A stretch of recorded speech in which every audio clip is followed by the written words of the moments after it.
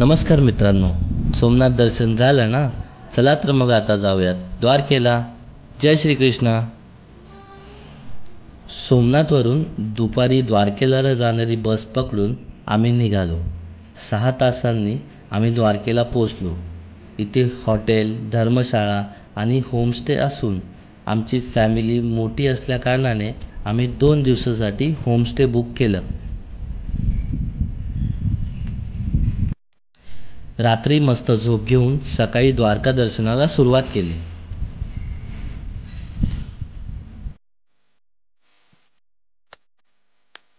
हे आहेत महेशभाई, यांनीच आमची कमी पैशात राहण्याची आणि सोबत द्वारका नगरी फिरवण्याची सोय केली। महेशभाईंचा नंबर पाहिजे असेल तर कमेंट करा, कॉन्टॅक्ट, मी तुम्हाला नंबर सेंड करेन। हे आहे रुक्मिणी देवी मंदिर।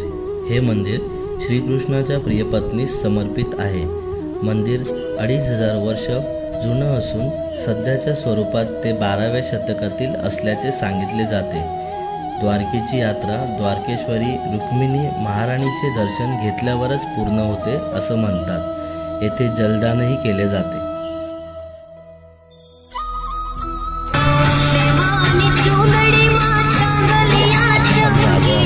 12 ज्योतिर्लिंगापैकी एक असलेले नागेश्वर ज्योतिर्लिंग मंदिरात नागेश्वर म्हणजेच नागाचा स्वामी असं आहे।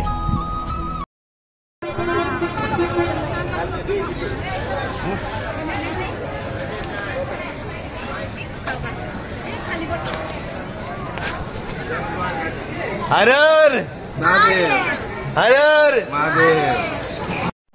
मंदिरात बऱ्यापैकी गर्दी होती। 10 मिनिटात आमचे दर्शन झाले। नागेश्वर ज्योतिर्लिंगाला दारुकावन असेही म्हटले जाते, जे भारतातील एका प्राचीन महाकाव्याचं नाव आहे।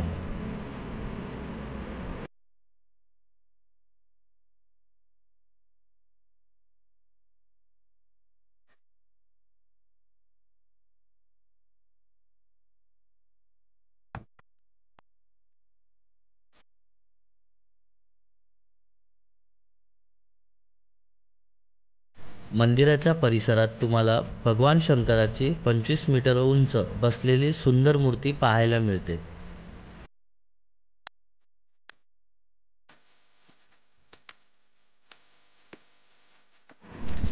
त्यानंतर आम्ही आलो गोपी तलावला।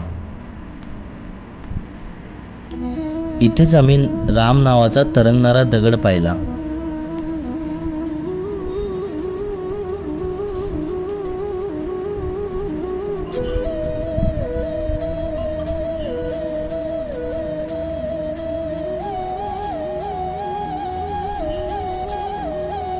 या गोपी तलावात माती नाही, चंदन आहे, म्हणून इकडे गोपी चंदनाला महत्त्व आहे।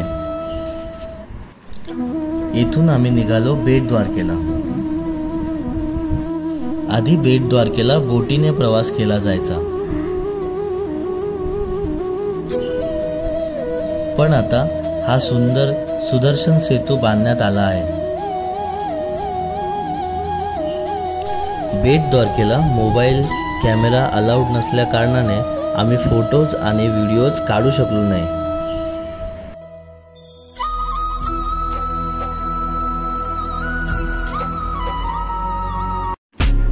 हा आहे आजच्या दिवसातला शेवटचा स्पॉट, शिवराजपूर बीच। इथे आम्ही मस्तपैकी उंटावर बसलो, बीचवर मज्जा केली। हा बीच स्वच्छ निळा पाणी, सफेद वाळूसाठी फेमस आहे।